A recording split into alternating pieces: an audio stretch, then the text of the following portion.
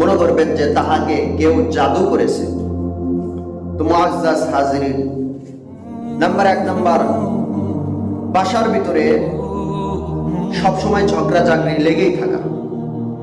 স্ত্রী সন্তান, স্বামী স্ত্রী, মা বাবা, এরকম ভাবে বাসার ভিতরে সবসময় ঝগড়া ঝাগড়ি লেগেই থাকা, সব সময় ঝগড়া ঝাগড়ি হয়।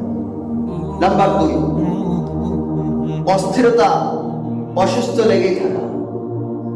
শরীর থেকে না, মানুষের অসুস্থ হয়, সব সময় ধারাবাহিকভাবে একের পর এক অসুস্থ হতেই থাকে।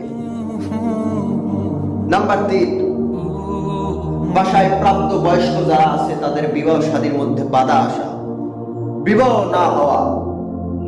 নাম্বার 4, আয় রোজগার বরকত না হওয়া।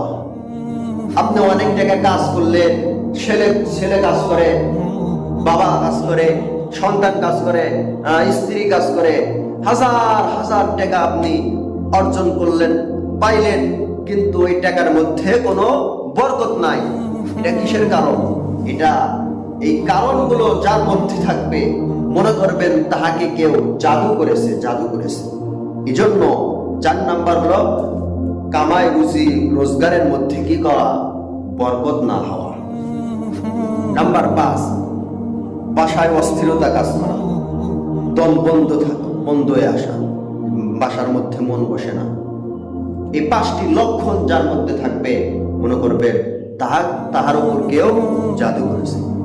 মুআজ্জাজ হাজিরিন, এখন আসুন এই জাদু কাটার কি উপায়, জাদু দূর করার কি কৌশল, কি আমল।